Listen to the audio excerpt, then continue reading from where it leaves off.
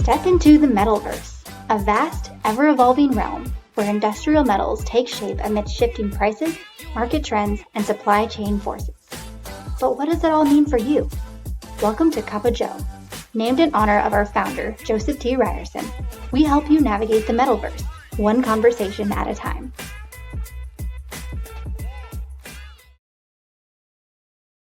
Hello, everybody. Welcome to this edition of Cup of Joe. We have a brand new opening, and it's probably appropriate because things change at a rapid pace. I'm Mike Carrazzo, and I am joined Nick Webb, Director of Risk Management, Commodity Hedging. Nick, is your head spinning already? My head is spinning. We got a lot of fresh content. We were just talking before we started recording, and I'm starting to wonder why I even put together any slides for this discussion. Yeah, this is probably our third episode in the past, 2.5 weeks on this topic. Prior to me joining the B2B world, I worked in the media for 10 plus years, and I don't think I've covered as much breaking news and change as I have literally in the last 2 months. Come work in steel. It's very stable, right? No, not as it goes these days. Yeah, I mean, if there's anything we could be certain about with this new administration is they are great for content for the media. Yeah. In all directions. Yeah, absolutely. Well, we're glad that, you're joining us this month, everybody, because, and we're very, very happy that you come to us to kind of keep abreast of everything that's happening. Nick has got his finger on the pulse of the market. And not only that, but today we brought in a special guest, some reinforcements to talk through the issue. Senior Vice President of Supply Chain and Business Development here at Ryerson, Trent McFarland. Hello, Trent. Hey, thanks for having me, guys. Long-time listener, first-time caller. Appreciate joining the crew here, and I'm sure there's some supply chain folks out there that want to know what's going on in our space and what we see as the latest. So glad to join you. Thank you so much. Yeah. Thanks for jumping on, Nick. I think maybe we should just jump right in at Safe Harbor, and then let's go from there. Let's do it.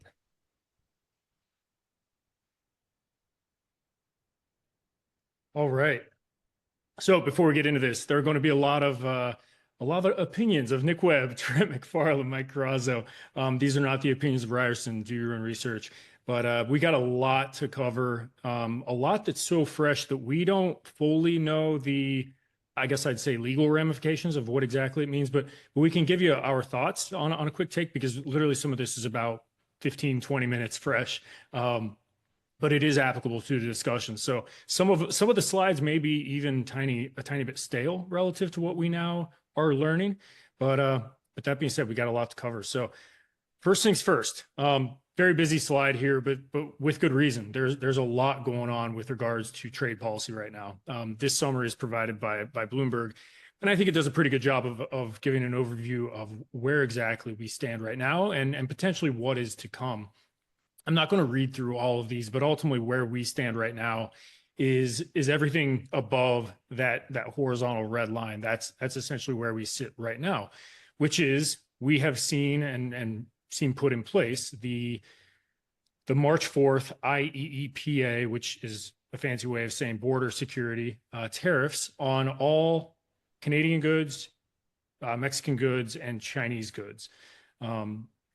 Thus far, or at least as of the last couple of days, the only one that's really gone into effect in big way is the Chinese tariffs of 10%, which has also been doubled up to 20%, and that's on all goods coming out of China into the United States. So that one is still very much so in effect, and I would say it's a very large and meaningful piece of the puzzle, because that's several $100 billion worth of goods that are going to have tariffs applied to them. But I think as we've talked about in prior couple of Joes, China is kind of, for lack of a better phrase, public enemy number one with regards to sort of oversupplying the market with cheap goods, perhaps subsidized goods, and they really are kind of the primary core of why these trade war issues are even coming about in the first place with the United States. Now, the second one with regards to Canada and Mexico, this is really where we're getting some evolution as we sit here right now. As a reminder, these tariffs, these IEEPA tariffs, when they were originally put in place, it was explicitly citing border crossings, so illegal immigration, and it was explicitly citing drug overdoses and more specifically even fentanyl. I'm going to touch a little bit on both of those, but I kind of want to come back and open up what we've just learned. The first one is with regards to the IEPA tariffs and whether or not there's progress being made. I thought this was a pretty good way to look at it. This is looking at border crossings at the southwest border of the United States, looking at February versus prior years, 2024, 2023, 2022. And what you can see pretty clearly is border crossings are down dramatically. It's about 96%. Now, I don't know what the threshold is for the administration, but in my eyes, I call that a large change. And in the administration's eyes, I would say that this is a successful story. I'm not trying to say whether that's good or bad, right or wrong, just that if their goal was to get those numbers down, those numbers have come down dramatically. Biggest dip since JFK was in office. Is that right? Yep. Interesting. 1 month. Yep. And again, we're not here to talk politics. We're just trying to say, are things trending or are things hitting the goals of the administration? And this is one that I would say is almost a no-brainer. It did achieve what they were trying to achieve. And what's interesting is I actually heard Howard Lutnick, who's the Commerce Secretary, I think it was this morning or yesterday morning, they're almost not even talking about the border issue anymore. They're more so just talking about the drug trade and drug overdoses. It's effectively not even the sticking point as to why those tariffs were even put on anymore, because the numbers have improved so drastically, so quickly. Nick, real quick to clarify, those are illegal crossings, or are they both legal? This would be legal and illegal. Okay. I'm not a border expert, but this is just border encounters. So this is just be those who they come across, legal or illegal, I assume. Makes sense. Yep. Now, where we are perhaps seeing less progress, but again, I'd say the trend line is still going the right way. Howard Lutnick is explicitly citing fentanyl overdoses as being the barometer to which they want to see that figure improve. Now, this is just my personal opinion. This one seems like a tougher one because, even if you have the borders wall off to Canada, Mexico, I still find it a very difficult thing to blame Canada or Mexico if people within our own borders are doing things, that might cause an overdose, and again, I want to be very empathetic on these topics. This is a very sad situation. We don't want to, celebrate these types of things, but, just trying to get a read through on what this ultimately means for tariffs. We don't know exactly what the threshold is for fentanyl overdoses to where they would call it a success. So this one seems a bit more arbitrary, a bit more difficult to just explicitly blame on Canada or on Mexico. And it could be something that we have to deal with for the coming months, maybe even coming years. And it may not even have anything to do with a bordering nation. So that one's a bit more tricky. But what I will say is fast forward to about 30 minutes ago, the media was in the Oval Office with President Trump, and he actually came out and said that he now believes we've made progress on fentanyl specifically, and that for that reason, they are going to make any products, and I got to be careful on how I say this, any products that are USMCA compliant, which as a reminder, USMCA went into place under Trump in his first administration. What does that stand for? That's going to be the U.S.-Canada-Mexico agreement. Gotcha. Yep. Anything that is USMCA compliant can still come or will be able to come into the United States without any tariffs, at least or until April 1st. And for those who are looking at the calendar here, that coincides pretty closely with when we are expecting to see the reciprocal tariffs go into place. And those reciprocal tariffs on April 2nd, those are the ones that they keep citing as being the quote unquote big ones. That's where I think it's going to be more of a global game, much less focused on our nearby allies, but more focused on Europe and Japan and other nations that are sending product into our country, or other nations that have their own either value-added tax on the United States or on or tariffs on goods being exported out of the U.S. into those nations. So that's the latest we got, and I guess I'll close off my screen for now so we can just have kind of an open conversation and discuss what this ultimately means. But the early take that I'm seeing thus far is, in answering this question, what does this mean? So the USMCA goods, what percentage does that represent? As I understand it, about 50% of the exports coming out of Mexico into the US, about half of them are USMCA compliant. So the other half are still going to be subject to those tariffs. It's going to be 25%. Canada, the USMCA compliant percentage is about 38%, which means, almost 2/3 of Canada imports coming to the US are still going to be tariffed at some rate. And the reason why I say at some rate, it's understood that some energy products are still going to get a 10% reduction because of the critical nature of them. It's my understanding that aluminum is also considered a critical mineral, nickel is considered a critical mineral, and zinc is considered a critical mineral. So those, from my perspective, would be at 10%, unless they are basically melted, manufactured, of origin of Canada and Mexico. Trent, is that roughly how you're understanding things? Yeah, I see it the same way, Nick. I mean, until we get a fact sheet from the White House, it's tough to be sure exactly what is included. And I also want to add, while this is a delay on the USMCA tariffs, and Canada and Mexico are certainly our closest trading partners. We do have a very short time until we're facing on 3/12 the steel and aluminum tariffs that are separate to this. So we're still working and learning on those. But yeah, we see it the same way with the quick breaking news, Nick. As we learn more and certainly have some certainty, we'll be communicating and posting more information. But we're aligned. So to be clear, steel and aluminum don't qualify under this USMCA, or do they? If, as we understand it, if they are, melted, manufactured, of origin of Canada, Mexico, so in other words, not kind of transshipped from another nation, then they would be excluded under the IEEPA specifically. Now, what Trent mentioned was Section 232.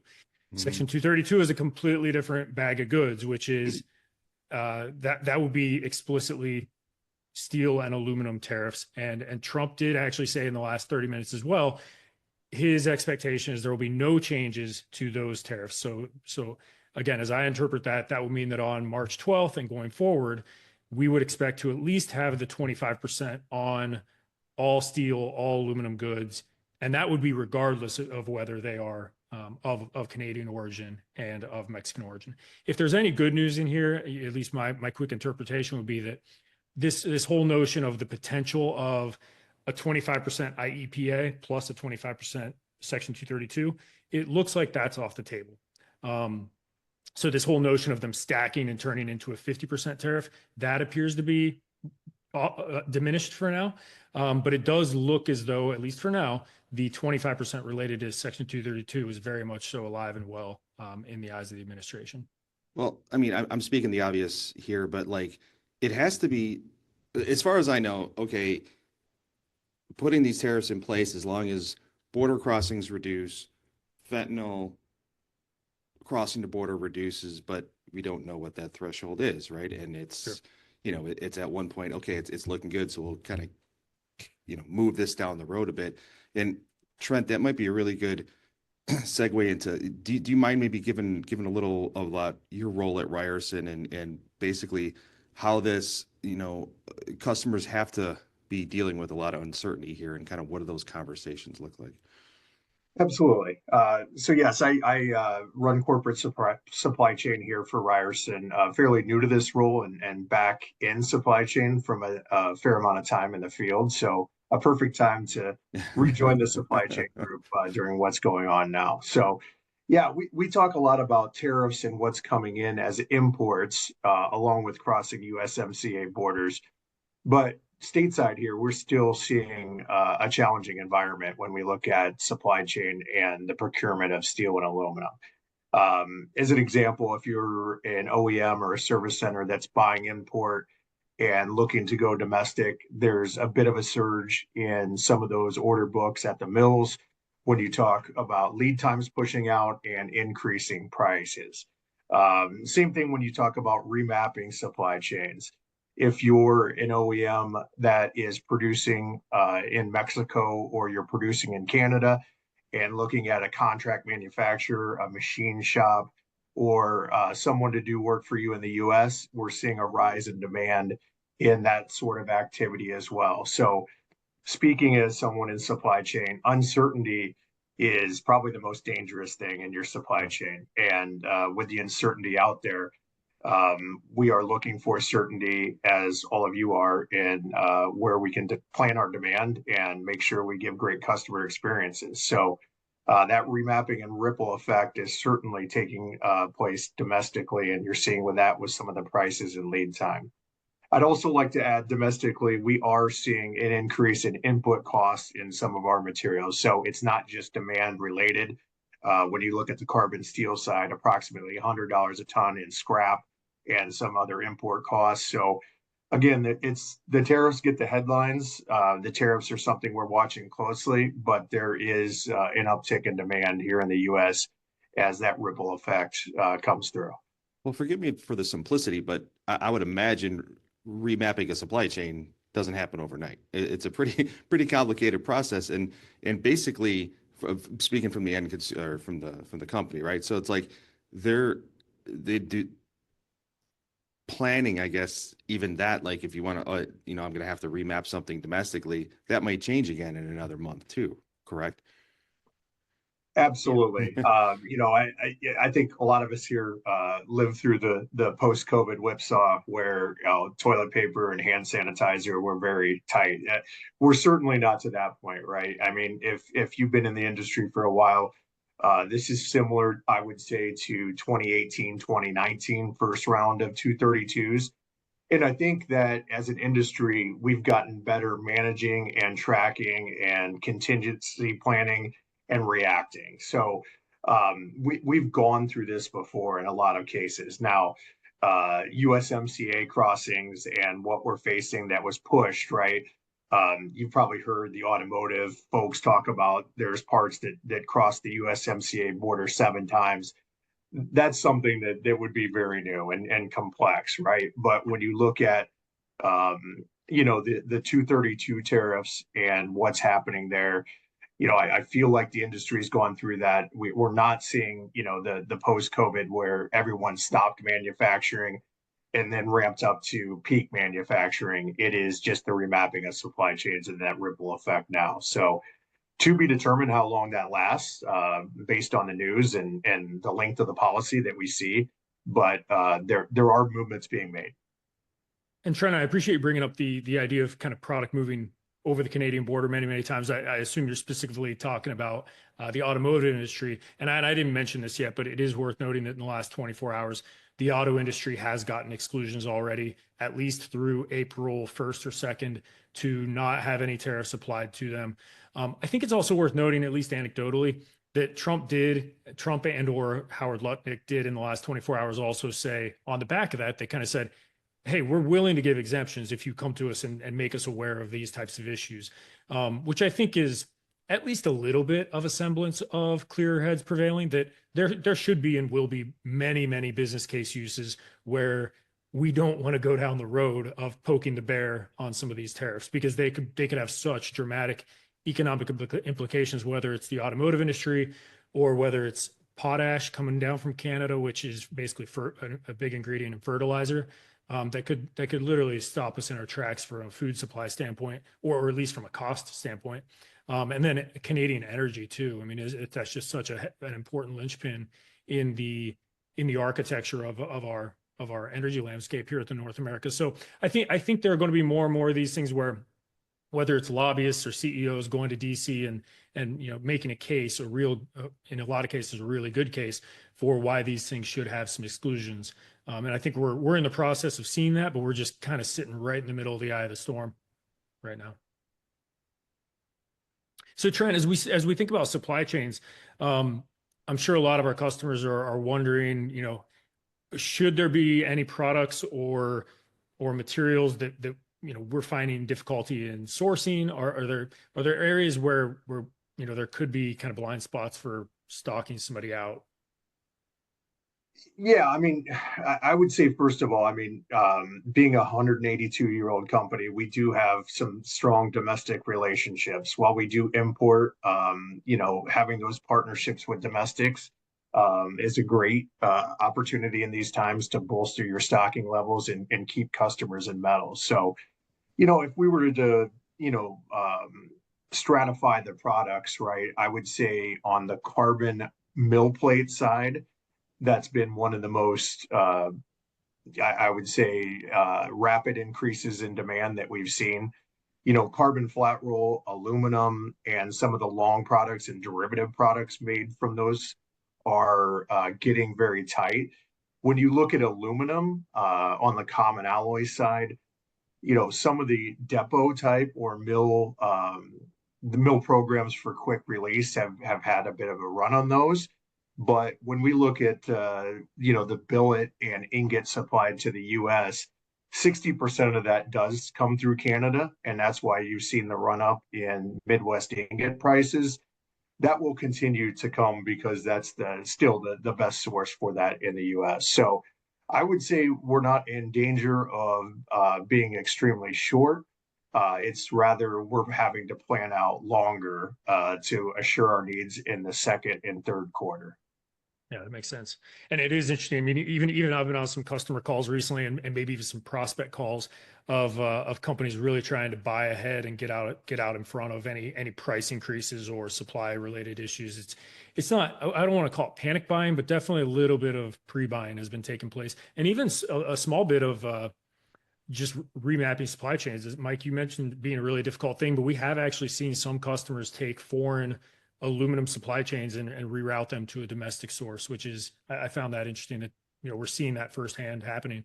Well, like you mentioned earlier, Trent, I mean, like COVID was a different animal in many senses, right? But like, do you feel that supply chain contingencies and things that matter have been better prepared for? And this is kind of the situation now where, even having a partner like Ryerson can really be beneficial in this regard because we can help do that and create those redundancies if necessary. Yeah, I believe so, Mike. And again, when we look at past history in the steel and manufacturing space, we've gained some valuable experience, no matter how painful it's been over the past decade in particular, right?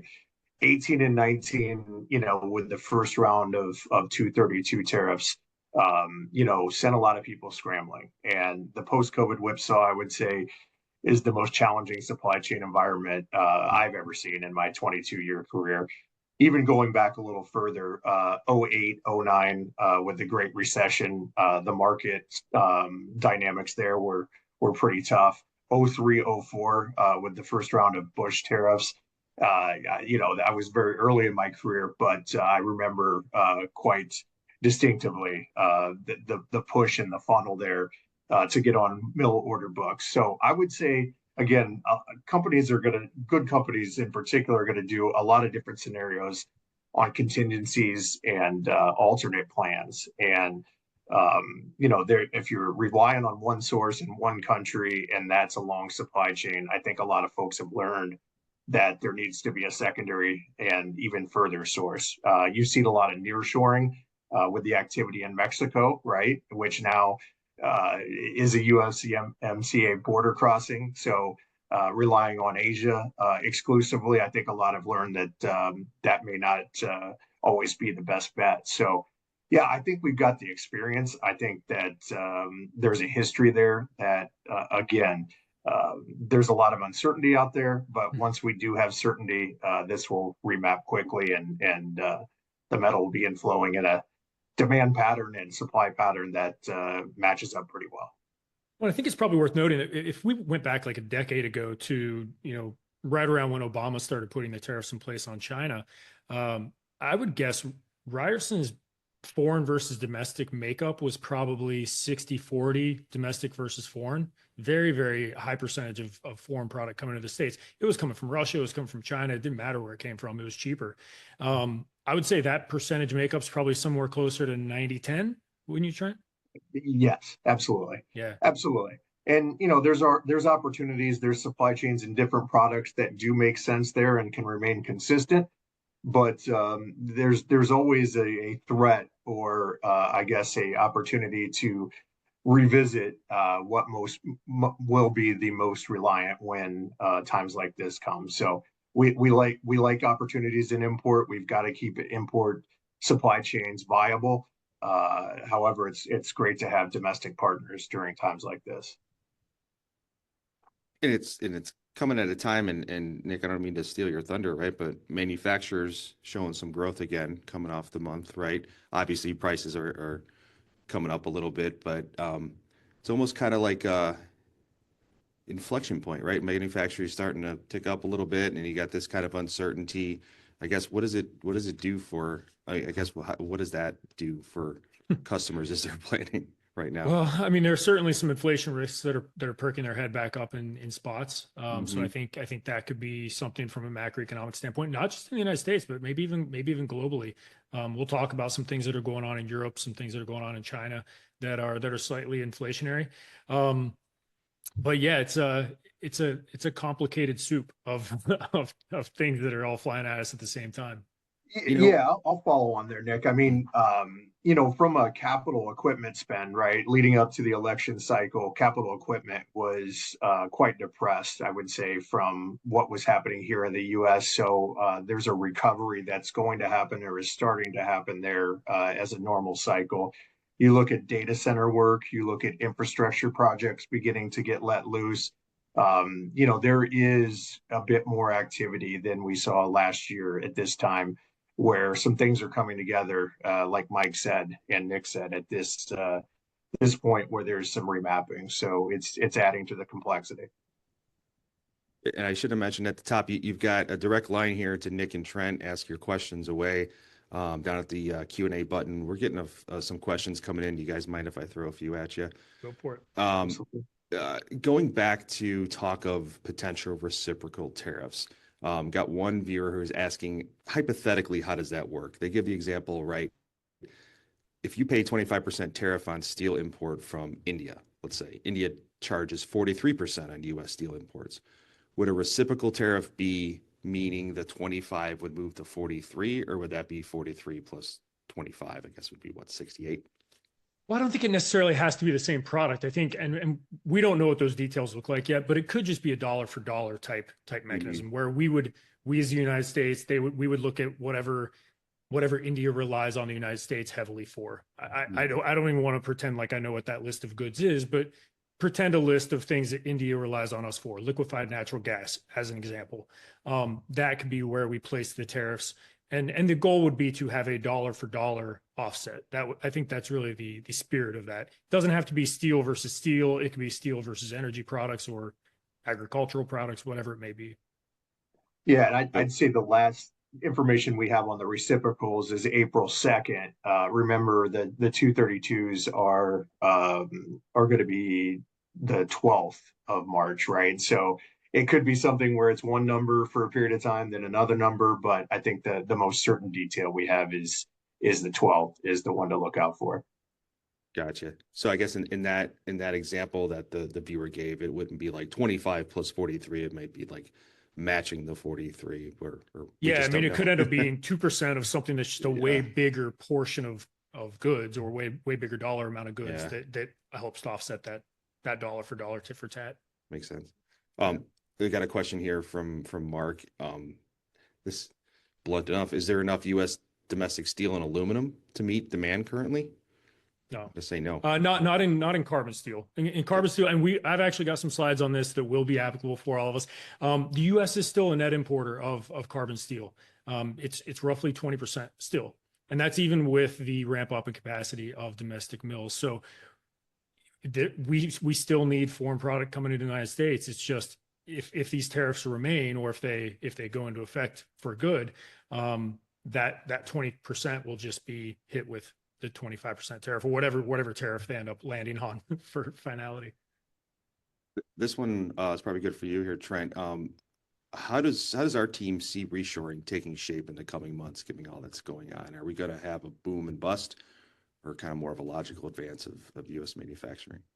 Wow. I think you can look at that multiple different ways, right? I mean, there are companies that you see that are making investment in the U.S., and you see that as not a boom and bust, as a long-term investment. Pardon me.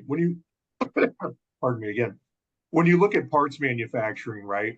When you look at parts and you take a stamping, for example, a stamping done across the border to move the tooling, to find a new stamper, et cetera, would take a significant period of time and investment. That's something that you may be looking to wait that out, and it's a boom type bust. You look at soft tooling, laser cut and form type products that many of the folks that are customers might be seeing at this point. Those can probably be moved a little quicker, right? It's a little bit of programming and a little relationship building. So, I do believe that something that is really happening with supply chains is that we need to get closer to the customer. We look at that with our supply chains, and if you can find a viable solution that's closer to the customer, I think those supply chains will withstand some of the volatility. So, I think it's a mix of both, and I hate to sidestep the question there, but there's scenarios where you could see a boom and bust environment, and there's also scenarios that you could see increase in long-term U.S. manufacturing. Yeah, sorry. Yeah, The couple Joe viewers sometimes throw fastballs at you. Give you a mouthful there. Sorry. Great answer. I'll piggyback a little bit on Trent's answer as well about the potential for a boom and bust versus the potential for something that's a little more durable. Yeah, I mean, the boom and bust is a possibility. If this is done in a very brash fashion and we just hit everything with a hammer, there's a chance that we're causing so much inflation or so much confusion that optimism and confidence just dwindles as we roll through the balance of this year. There's a chance, and I like to be optimistic about this. And I've heard a couple of analysts suggest that the idea behind all of this, and I like to think that this is true, is that if Canada and Mexico are going to be the allies that we want them to be and vice versa for the United States, I think the longer term request is essentially, let's create an environment that buffers us from things that we can make internally within North America. So if the United States has whatever % tariffs on Chinese goods, we would request that Mexico and Canada have similar commensurate tariffs on Chinese goods. That they look more internal to those products than to East Asia for those products. Or if they do go to East Asia because we don't make it here, it has some sort of protectionism on it. But I've heard it suggested that we should be looking at it more of a North American trade policy and have it be cohesive. And currently it's just not. And I think that's going to be a negotiating chip that could allow North America to actually have a bit more durable manufacturing footprint for the long haul. And there's another example here. They're throwing out examples here just to see if we know our stuff. An example of rolled steel cylinders, melted and manufactured in the U.S., but the raw product comes from outside. Would that process be hit with a tariff? The raw material, I guess that's the raw material or the input materials. If it's melted and manufactured in the U.S., then absolutely not. If it's an input cost that you're tracing it back to this, the smelter or some sort of input, then it could be. So that material coming into the U.S. could be tariffed, which would be taken into effect on your domestic pricing. But melted and manufactured in the U.S. is not something that's going to be hit with a tariff. Now, we talked about input costs starting to rise as well, and prices are starting to rise when you look at indexes and spot prices out there on carbon steel. So there could be a domestic effect, but that looks like something that's not a direct tariff. And we're even further with the new announcements in the last 45 minutes or so. If it's melted manufactured in Canada, Mexico, at least under the latest news, that would also not be hit with, because that would fall under the USMCA. Okay. Good point, Dave. Gotcha. Yep. Midwest premiums. So I'm sure Nick, you got some information on this. How does it hit Midwest premiums right now? Because the question specifically is, how do new tariffs implicate Midwest premiums, and in turn, do tariffs still apply directly on goods? So I guess that would be like a double, right? The tariff, I'm sorry, the premium and the good. Yeah. So spot Midwest premiums have moved higher. They've moved higher in the last 2 months by 15 to 18 cents, taking us from, let's call it the mid 20s up to around 40 cents is where we are today. And we're currently sitting within about a penny of record high Midwest premiums right now. All of that is completely reflecting tariff risk. Tariff risk and replacement cost, that if you have to go out and get a new pound of aluminum ingot, it may very well be coming from Canada, which at least up until very recently is expected to have tariffs slapped on it. And then as we roll through next week, there may be further Section 232 tariffs applied to that. Now, again, there are going to be a lot of questions about melted manufacturing, things like that. But thus far, yeah, we've seen Midwest premiums reflect the tariff risk pretty instantaneously. What's interesting, in the last hour or two, I did check Midwest premium futures. So basically where the market expects things to land over the next several months. And I thought this was kind of interesting. Premiums have actually pulled back a little bit in the last few hours. To give an example, spot price is right around 40 cents, maybe 41 cents. The second half of 2025 on futures just traded about 35, 36 cents. So that's sort of the market saying they think there's going to be a little bit of a reprieve on the inflationary aspects related to tariffs on aluminum.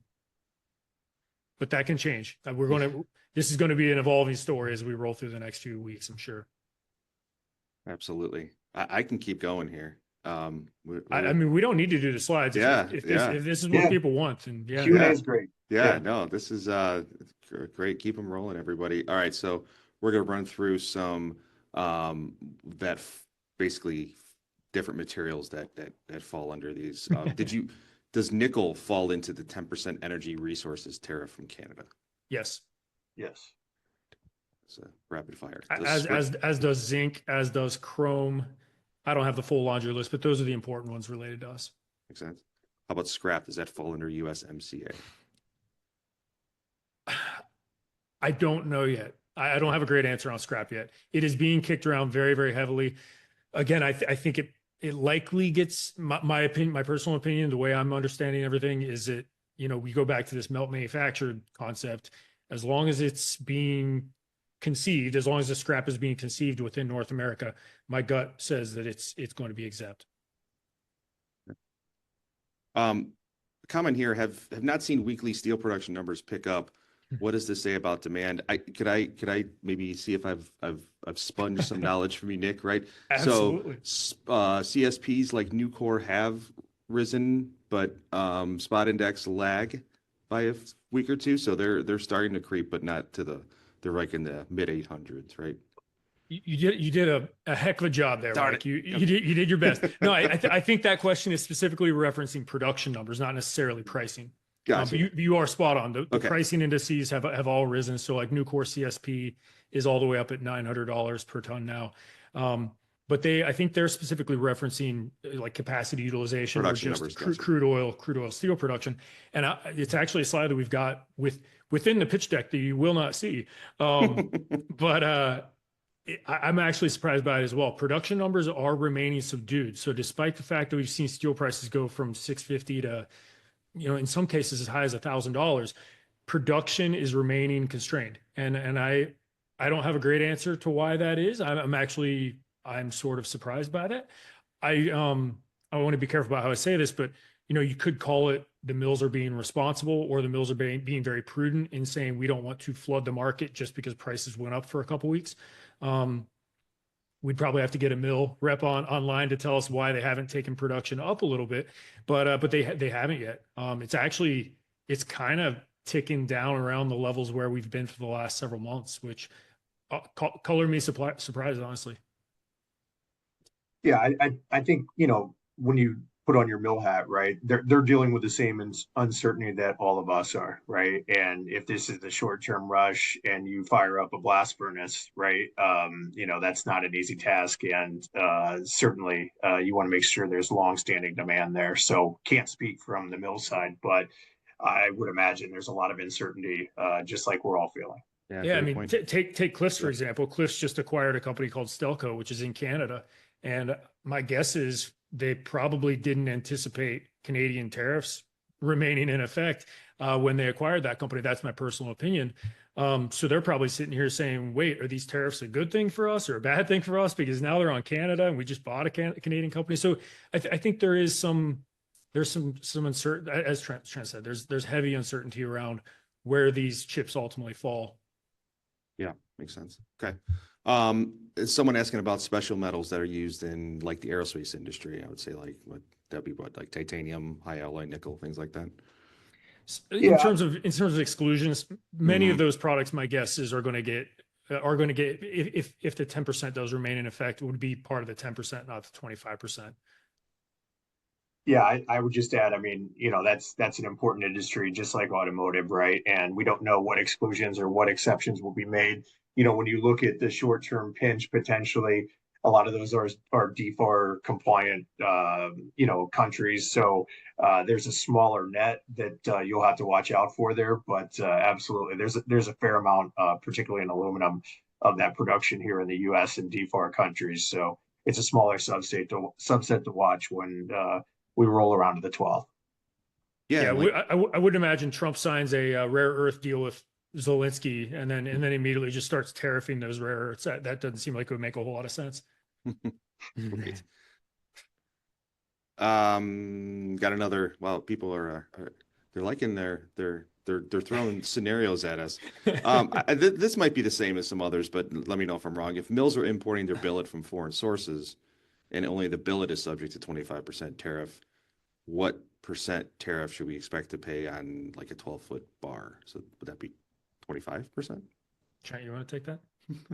Yeah, Seems very so I would specific. say, yeah, so I would say, again, you're looking at that Midwest premium type value when you're talking about the increase in the billet, right? So you're talking about uh, production squeeze is very similar. So when you look at aluminum production in the U.S., a lot of the billet or ingot is coming from, and I don't know if make sure we're talking carbon or aluminum here, so I'll hit both scenarios. But when you're talking about the aluminum ingot, 60% of that coming in, Midwest premium values, and then you're seeing a bit of on the domestic side where a lot is rolled or processed that is getting a squeeze or a demand increase. So there have been announced increases on the aluminum and carbon side across all products. So it varies by mill and it varies by product, but we are seeing those domestic price increases.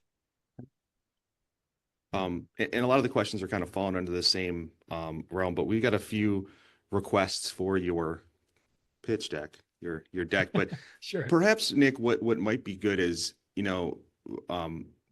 from that deck, or how we were preparing the show, what are some of the things that we should be paying attention to right now? Like what are your, if you were to say like the highlights, what are the things should we be paying attention right now in the metal space per the deck? Or Well, I mean, as it relates to supply chains, I mean, certainly we're keeping a very, very close eye on any of the developments coming out of DC. I mean, I hate to say it, but it seems like we're getting 3 or 4 headlines that are applicable to the metals industry in some capacity I mean, honestly, it's like every day. And some of them really, really matter. Some of them don't matter as much. And I think I was really hoping to wrap up today's conversation with, we probably need to start at some point. We're going to get headline fatigue, and I think the markets are honestly getting headline fatigue generally. There will be a point, and I don't know whether this is in 3 weeks or 3 months, but there will be a point where the dust is going to settle. We're going to know the rules of the game, and it'll be much clearer. In the short term, though, we have to be cognizant of these headlines because they can cause small landmines to occur and costs to exist. The good news, I would say, is most of this protectionism it's not tariff rate quotas. It's not quotas generally. It's costing, it's tariffs. So we shouldn't see situations where we see stock outs of material. If anything, the material still arrives in the United States. It just becomes more expensive. There should always be a price for something. And that's really kind of the theme across the metal space, is whether we're looking at like domestic copper prices versus the London Metal Exchange copper prices, there's a premium there. And that premium is protectionism. If we're looking at aluminum prices in the US versus aluminum prices more broadly around the world, there's a premium for that. And that's represented by the Midwest premium. Carbon prices, same thing. It's, if you're trying to sell into the US market, yes, our finished prices here are higher, but there is going to be a charge to basically enter this marketplace. That's a bit of a moving target, but that's roughly the theme, is that kind of to play within the manufacturing world and the metals world in the US, There are premium markets here, and the demand environment's pretty decent here relative to other parts of the world, but you're going to have to kind of pay to play essentially for now. Yeah, Trent, I'd add, make sure we watch out for the equal and sometimes opposite reaction here stateside. I know we put a lot of information out. Obviously, the star of the show here, Mike and Nick, put a lot of stuff out here on this channel. But look to Ryerson.com. Look where your reps. We know what's happening in this industry and projecting out 4 to 8 weeks. So while there are headlines, while there are some insurities there, we do know kind of what's happening here domestically. So that's where the majority of our steel comes in this channel for the U.S. manufacturing. And while the headlines grab a lot of attention, let's also watch the facts here in the U.S. is my recommendation. Yeah, great points.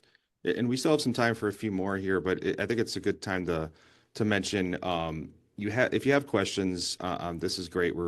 This is turned into this, so we're here to answer some questions, which is great. But we want to do it on a more consistent basis. So, I mean, if we don't get to your question, or if you have one coming up, we have an email address, cupojoe, CUPOJOE @ryerson.com.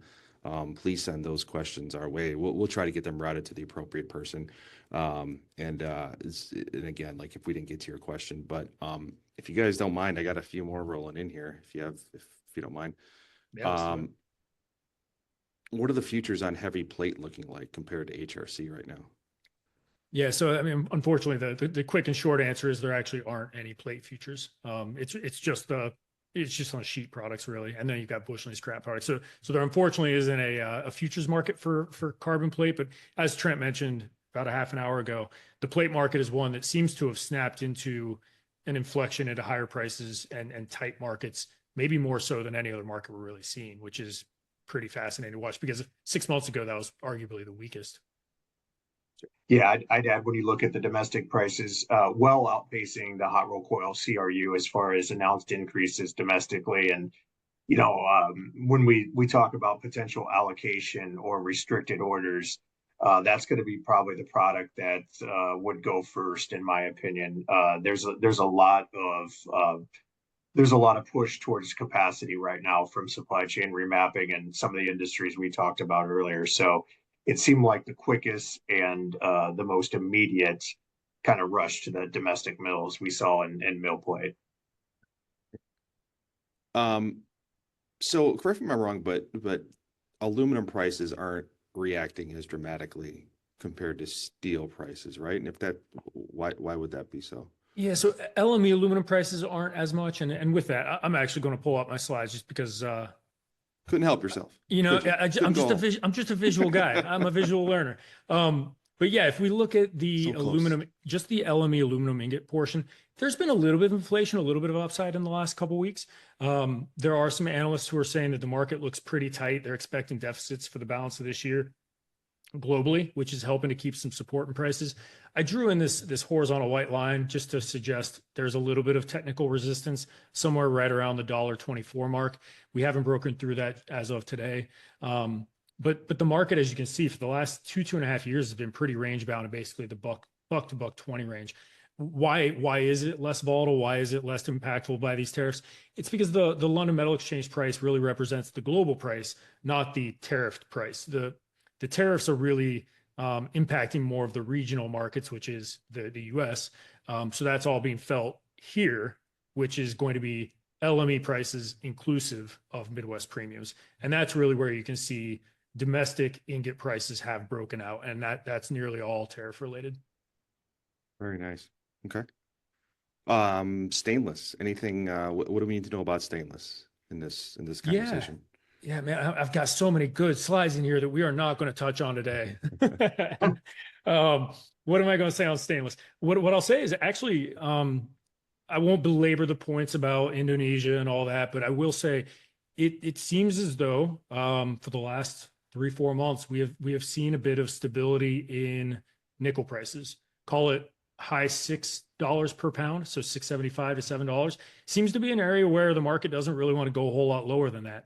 I'm not saying we're ripping higher off of that, but you can see when we drop into moving average lines over top of the nickel price, we are seeing a small bit of move higher. I mean, but worst case scenario, I call this stability right around the $7 mark. So as it relates to surcharges, I expect surcharges to be kind of bottoming out, stabilizing in and around here.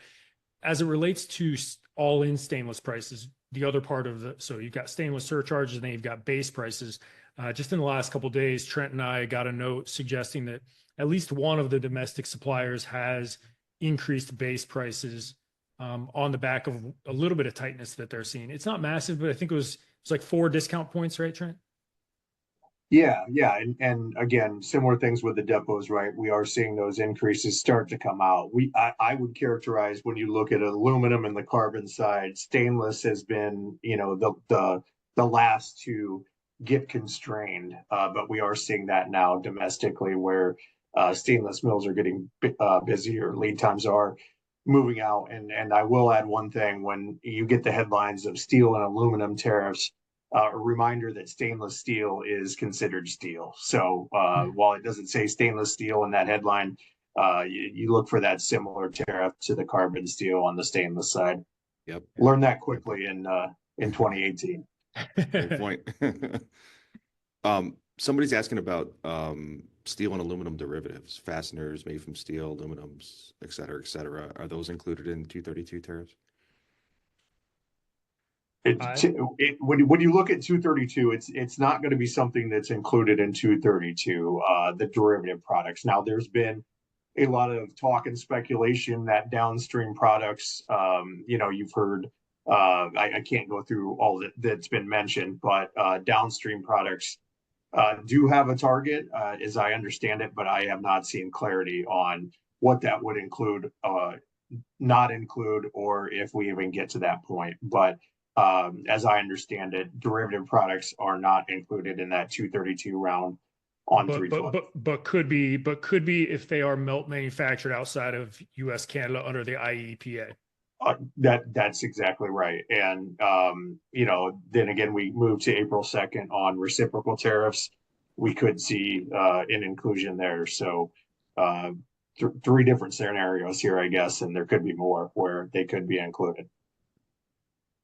Guys, are you hearing anything about allocations at domestic mills right now?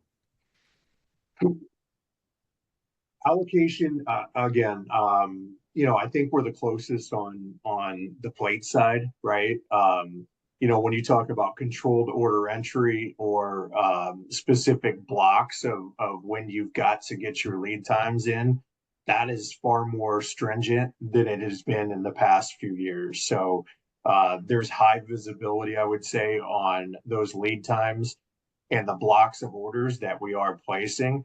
I would not say, across multiple products, we're in an allocation environment, but there is a tight eye on, what's going to which customer and how much the mill can plan for. So I'm stopping just short of that in almost every product. But before I get to that, Nick, we get a lot of requests for the deck. I'm sure we could make that available. Of course, or some slides on a request basis, or we'll make sure. This has been kind of a special cup of Joe, and I appreciate jumping in and all the questions. But the information, we can definitely still make that available. So definitely reach out. Yeah, and Mike, speaking of requests, would it be okay if I just shared a couple, 2, 3? Please do. We did actually get a request to cover one topic, Please and do. I haven't done it yet. Mm-hmm. It's actually it's kind of interesting how it all, or I find it kind of interesting how it all ties together, in that we got a request to cover the trade deficit. Yes. Are you able to see my screen right now? Yes. Okay, cool. So within the last week, we got Atlanta Fed GDP numbers, and you may be a little tough to see it over on the right-hand side. It's basically like Wile E. Coyote pushing the anvil off the cliff. That GDP number fell like a rock, and broader markets kind of panicked. I mean, you can look at stock market indices, you look at the Mag 7. I mean, people have been kind of freaking out over this one, and there's a lot of blame and finger pointing going around. What's interesting is some of this, at least, is actually related to the trade deficit. And so for those who don't know, the Atlanta Fed, they take economic factors as they come, and they try and do their best of a real-time GDP index. So as a new data point comes out, they throw it into their model and they're able to update it. It's handy because the official GDP numbers, they don't really become official until way after the fact, and it's all in the rearview mirror, so it's not all that helpful. But a lot of people were kind of freaking out over this one. But I want to give a quick reminder and tie it into this GDP or the trade deficit request in showing this. And some people might black out over this, but GDP technically is calculated by four separate categories. And I probably have this formula somewhere in like a TI-83 calculator somewhere from back in my college days. But it's consumption, investment, government spending, and net exports. So SIGNIX is what I always used to call it. A couple of reasons why I bring this up. One is, what do you think's happened to government spending right now under the Elon Musk Doge enterprise? It's probably getting cut. And some may say that's a good thing, some may say that's a bad thing, but it seems to be happening. So that's going to actually be a hit to GDP, whether we like it or not. The other thing is net exports. Net exports is the calculation of saying, what do we export minus what do we import? So if the number is negative, it means we imported more than we exported. From what I can tell, as the market was going into the last several months, our trade deficit, in other words, the amount of goods we imported, which may very well be corporations trying to front run tariffs, got to the largest level in history. I think it was $130 billion. So because of just those two factors, you can see the government spending portion has gone from right around here to right around here. And then you've got the big glaring one, which is net exports. That almost single-handedly is driving the negative GDP print. And again, I attribute that to a lot of corporations trying to get out in front of any trade-related disruptions that might exist. And is that a good thing or a bad thing? I don't know if we really call it good or bad, but it certainly had an impact on GDP and caught a lot of headlines. But I just want to make sure we're providing some information or a little bit of intel because it is actually related to our viewers' request, which was they wanted to hear about the trade deficit, and the trade deficit does directly feed into GDP. Absolutely.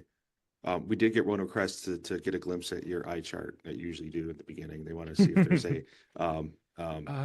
that's the crowd pleaser. They want to know if this is all having any effect globally. Yeah, it is. And what's interesting is if there's any weakness, at least in the main categories of the top of this table, if there's any weakness, it's really in the Canada-Mexico markets. And I think you can very easily explain that by saying these trade-related disruptions are directly impacting trade flows with Mexico and Canada. But what's fascinating is when you go outside of those two regions, you go to the global number, you can see we've got 2 straight months of growth. You go to the US, you've got 2 straight months of growth. Canada, 5 straight months of growth. And what's kind of interesting is you go over here to this middle section into Europe, it's not red anymore. And it's been red for the better part of 18 months. It's still orange. It's kind of a deep orange. But it's beginning to turn a little higher. And the reason why I bring that up, and I wanted to bring that up, was Germany in the last 48 hours has announced basically a stimulus package that's whatever it takes. It's kind of their big aha moment. It sounds like they're going to spend a ton of money. I want to say it's something like 12% of annual GDP that they're proposing. But it's really more just the symbolic nature of what Germany's saying, that they're going to start to really try and make some stimulative efforts to prop up their economy. There's a variety of other things that Europe is doing with regards to Ukraine, obviously. But there is a reason to be somewhat optimistic still, even with all the headline risk that's out there. This is one of those tables that if you look through you look through the woods through the trees, you can see that there are some small inflections higher, at least for the last couple months in the data. I believe it's the forest through the trees. Yeah, I don't know what it is. I don't know. I don't even know what it means, but I know that's what it is. I don't even have coffee in this cup. What is going on? Mm-hmm. Okay, we're right up against it here. This has been great, Trent. Thanks for coming on and taking some fastballs. I mean, you certainly on the ball there. So I appreciate you coming on, and Nick, same to you as always. I mean, the questions continue to come. Like we said, we will make some of these slides available, and you've already both kind of said, right, keep in contact with your Ryerson reps, certainly all the market intelligence and channels that we have. But I guess any closing thoughts from the two of you about where anything that just hasn't been said. I guess I'll leave it at that. I've got Trent. a really important one, so I'll kick it to Trent first. Okay. Yeah, I think in times like this, communication is key, right? With your Ryerson reps and industry professionals. I mean, as things change and as things adapt, partnerships are key. So I would leave it with let's keep in contact. We'll help you answer anything that we can, and let's get through it together. Thank you, Trent. And yeah, Mike, I'll send you over the slide deck, however you want to use it. If customers want to get it directly, I'm more than happy to share it through. Everything's shareable.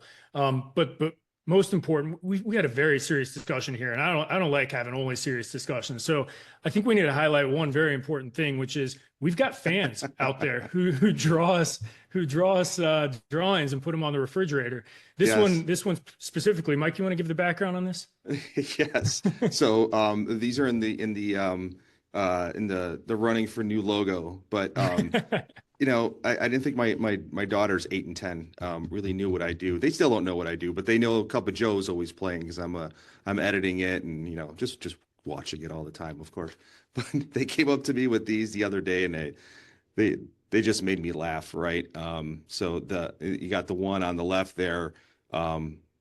They're trying to spell steel and metal, which is great. Nice. And the Cup of Joe. Plus I got the Cup of Joe mug all the time for that. So yeah, we got some fan art here. So please, if anybody else has some that they'd like to share, you got some stiff competition out there with the Carrazzo girls. But yeah, we didn't know there was a competition, but we certainly have a pro nepotism rule within the winners of this one. Yeah.